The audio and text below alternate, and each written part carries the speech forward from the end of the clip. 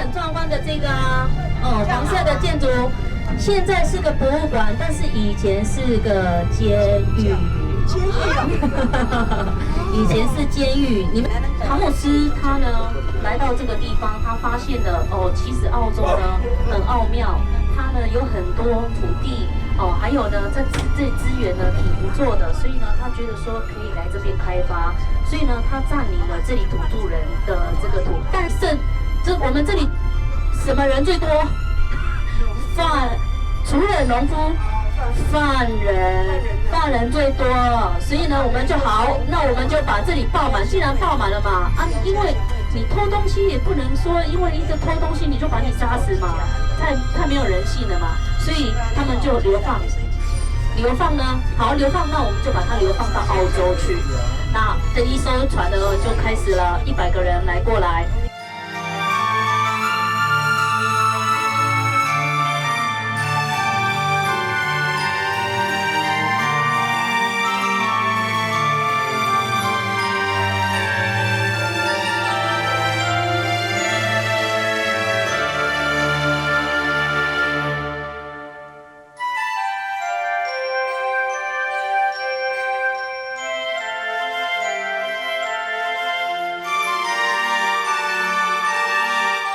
墨尔本，它是以风景、自然而闻名的地方。我觉得它的人文气息呢，最具独特魅力的一个地方了啊。那St. Patrick 大教堂啊，这个地方，这是我们南半球最大的教堂之外呢，最重要的，它真的可以说是比较具有欧式风格的地方让人家看了呢特别的高兴。这个 St. Patrick 大教堂是在1858年开始建造，一直到了1939年才整个盖好，前后呢历经了80个年头呢才完成。你就可以知道这个教堂有多大了吧？基本上很大很美了哥德式的建筑看起来呢很特别当然这个也跟它被英国所治理过、殖民过有很大的关系这个100年历史的教堂保存得非常非常美好整个从里到外呢都还不错，也算是南半球最大的教堂，哥德式的教堂它也是澳洲目前最高的教堂，有好几个第一的记录嘞。在大门的两边有2个许愿的烛台，在这边捐个钱进出呢从旁边的小门进来这里面看看这整个教堂你看很大有没有感觉上千人的容纳在这里呢一进教堂呢，当然你感受到了马上就是彩绘玻璃啦，就是这个教堂带给人们的这一种另外一种氛围这种很庄严，然后很沉静的那种感觉哥德式复兴风格的主教堂，在当时英格兰对这个哥德式复兴运动呢，对澳洲呢也有了非常重大的影响，所以当时在治理这边的时候呢，而留下了这一个非常具有英国然后呢里面是属于罗马天主教天主教是基督教3大宗派之一那当时的英国留下来的产物其中一个那它在1858年3个尖顶最终完工，在1939年从外面看起来是3个非常高的尖塔，最高的地方呢就达到了100多公尺，也就是 St. Patrick 教堂外面的感受当然呢，如果你要来跟欧洲比拟起来的话，你会觉得哇，澳洲高等更较济来这也无啥澳洲更较水我跟你讲这有当时不是讲3加3的问题澳洲的水才有这的水每一个所在拢无同像西庙嘛是小同有无？西庙台湾的水，中国的水，国外的水每一个所在平拢咧拜妈祖庙无同款的所在，无同款的体验，无同款的历史，无同款的背景。那包括这个教堂嘛是小同但澳洲建造伊的历史伊的背景但这个墨尔本有墨尔本的背景伫所以但南半球上大南半球最大的也是最高的一个哥德式的教堂大教堂的建材取自于各地，从外面的岩石呢都是来自于包括像 Victoria 啦Bluestone 啦等等这一些地方过来这边，所以呢，这个教堂非常非常的震撼啊。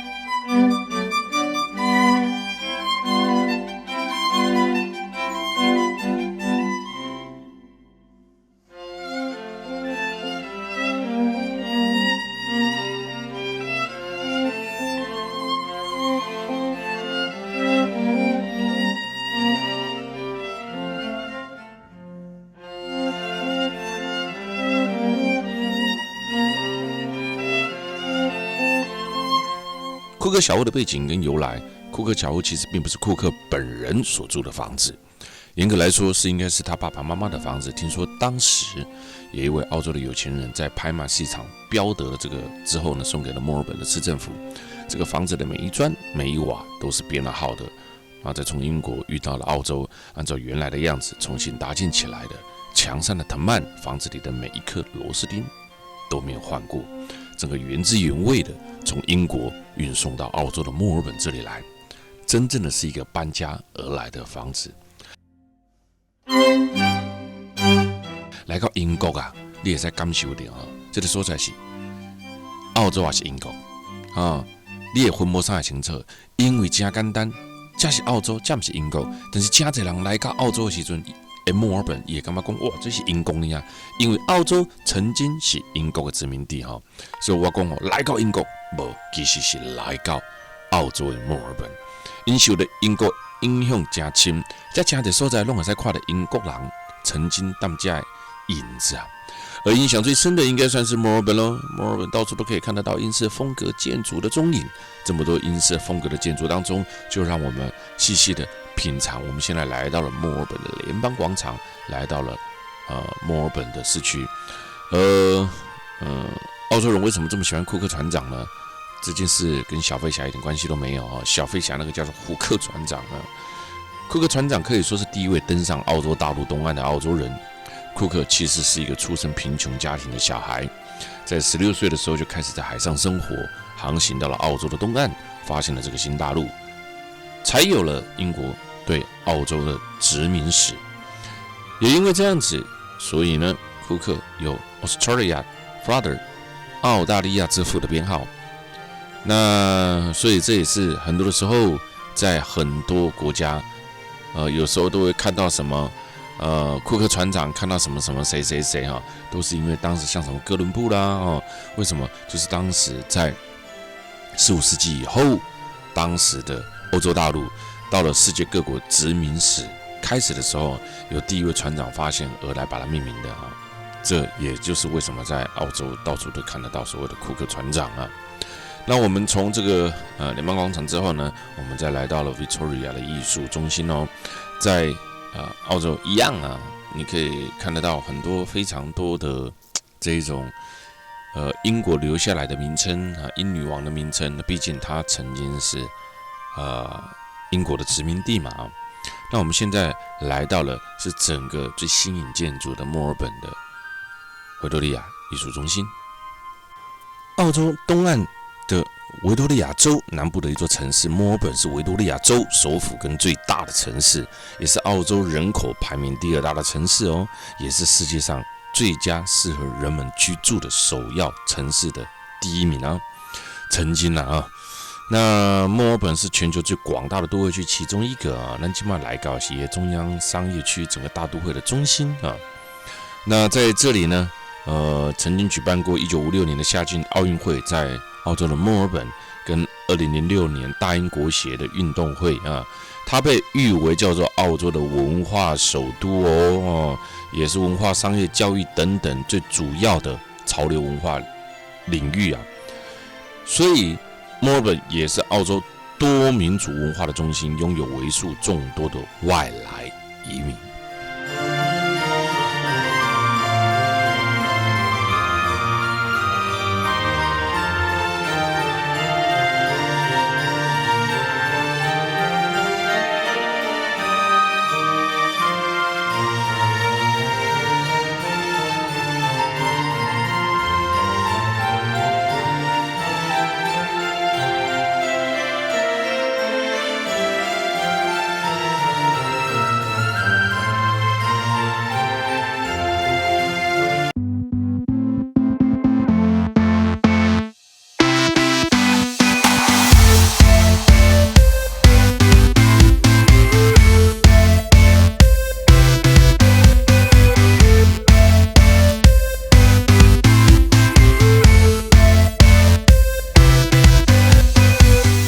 这个小屋可以说是呢，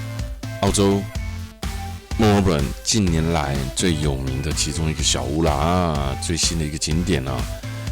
80几栋主要是因为每个木头小屋外形都一样，那要找到自己的小屋呢实在太难了，所以每一个人租到小屋之后呢，就把这个小屋外表呢漆成自己喜欢又很显眼的颜色，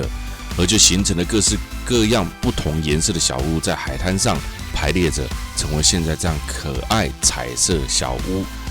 闻名的由来了对了如果说你来这边住上或是租用一个小房子啦对不对每一栋小屋长得都一样，那你很难找到自己的房子嘛。结果没想到这个擦涂漆的动作反而让这里变成了非常具有特色的地方。来澳洲跟纽西兰，其实总是会觉得都有那么一点的 relax 很轻松很愉悦在这个地方城市不大，但是呢路程很远我也希望每一个人到世界各国旅游的时候都能够了解各国的风情那也能够了解各国的历史、地理、文化背景那像这一种纽澳就是这样它城市真不大但是呢，它每个城市的点跟点之间的距离其实是有的那了解的人来到这边，他在旅游的时候呢，总是能够入境随俗的很开心，也总是能够入境随俗的很快乐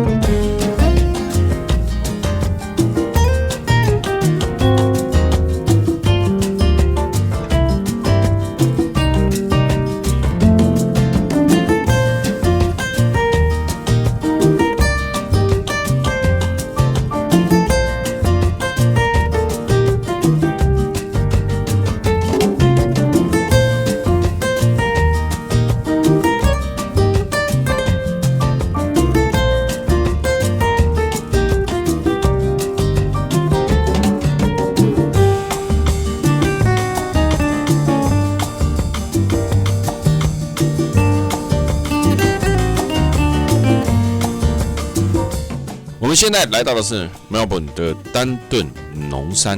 这里当然有很大的重点，这里的重点呢是搭乘它的蒸汽小火车啦这里呢可以搭乘这个普芬蒸汽火车呢，非常的趣味那感受一下吧。我们来到丹顿这个农山、新甲、中道等，该来这四家会家啊。这个所在呢，我告诉你啊，有人带动气氛呢，这里是非常的 funny， 非常的好玩的啊。我们今天吃午餐的是咕咕钟餐厅，这家餐厅在 Melbourne 可是大有名气的一家餐厅，很多来到丹顿农山的游客都指明一定要来这边用餐。这里有全世界最大的咕咕钟哦，喊咕咕啊，一家吃到饱的咕咕钟，那你就知道了，这里是 Germany 德国的餐厅，不过卖的不是传统的德国菜，而是改良过的西式自助餐。这里没有德国猪脚，也没有传统的黑面包，里面的装潢温馨又热闹。我们来看看喽。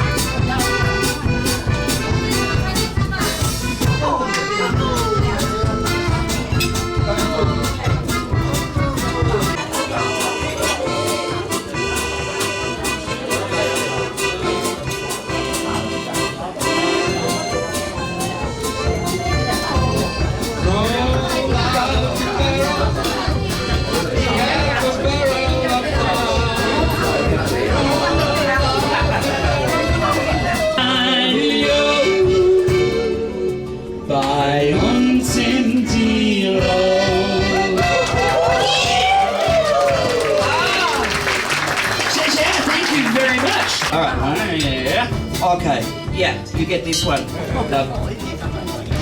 Because he's a strong man. This one is for you. This one is for you.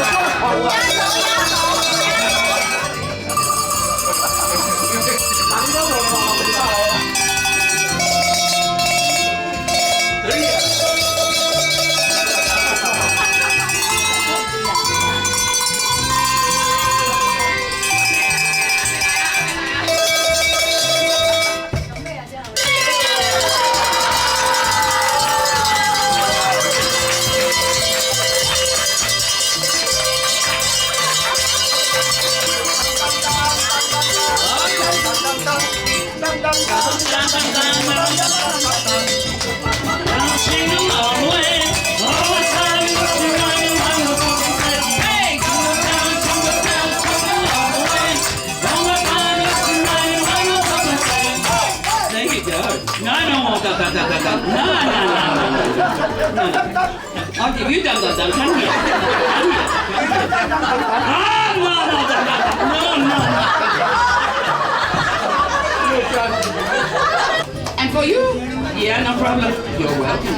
And for you, ladies and gentlemen, big round of applause. Cowbell Orchestra.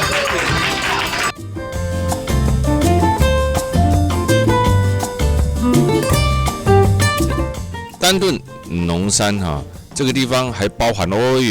还包含了这一些鸟啊，还包含了这整个氛围。从野生动物，哇，我告诉你哈，看野生动物也绝对是来纽西兰跟澳洲这两个地方的重头戏之一。天然环境的美好，整体氛围的那种愉悦哈，这个小镇非常非常的可爱。丹顿农山，我还没来过这个丹顿农山，来过那么多趟还没来过哈，所以景点永远都有新的啊。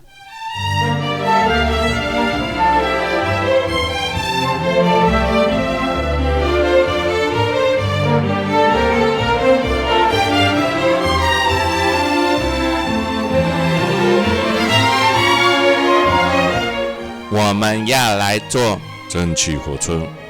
这里可以看得到咯。普芬古董蒸汽火车，这哇哦，开过来了，火车疾驶过来。火车我们坐很多，哇，你看他每一个人可以坐这样子，你看嘛，可以坐这样子啊。但是咱的中老年人还是别坐这样子好不好哈？不然不如开较紧溜落来哈。在不该下站的地方就下车了啊。蒸汽火车最大的重点，也就是可以感受到蒸汽火车的火车头，跨地方哦，古董蒸汽火车。听说我们的阿里山的小火车也将会在这里展出啦哦，所以呢，有一些地方其实可以看得到哈阿里山的火车，台湾的那个交流文物啦哈，就像在瑞士也看得到。我们上古董蒸汽火车喽。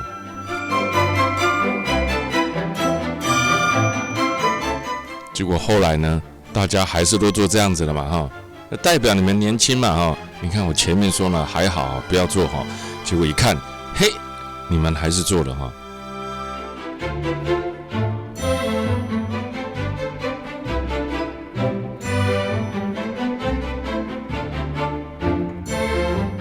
这历史上最古老的蒸汽火车，也是世界上保存最完好的蒸汽火车其中一个。它在墨尔本东部42公里处，20世纪以开垦偏远地区而所建成的铁路呢，在1900年12月18号就开始了通车啊。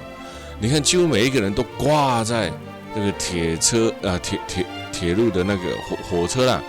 旁边的那个栅栏处啊，有无？我看到无啊？在某种方式来讲，在台湾啊，你这么做算是危险的，在这边变成了形成一种奇特的景象啊，家里爱坐好啊，所以外国人对这种东西呢，就是习以为常啊。行驶在这一段超过29公里。车站的建筑呢，几乎都保有英国乡村的风格。每一天下午10点半开始，第一班车就开始出发了啊。经过山脉，穿过森林，出发的时候，车站人员呢很开心的跟你挥挥手，坐上了这个古董蒸汽火车来游览这个地方。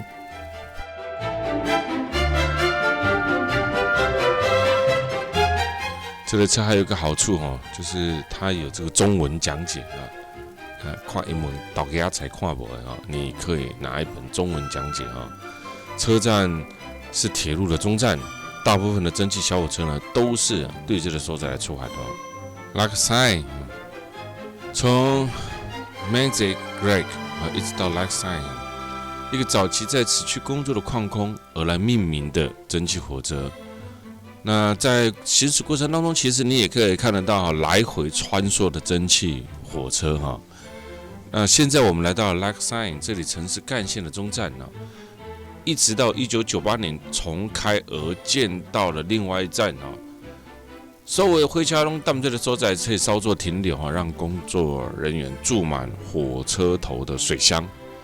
那在这个地方有很多的设备啊，野餐啊、烧烤设备啊。拢在这个附近，坐上蒸汽火车其实还是蛮新鲜、很趣味的哈。真的啊，现在啊要看到这种老式的蒸汽火车已经很难见了啊。所以每一个人呢来到这边呢，重点呢也就是来看、来坐这一个普芬古董蒸汽火车，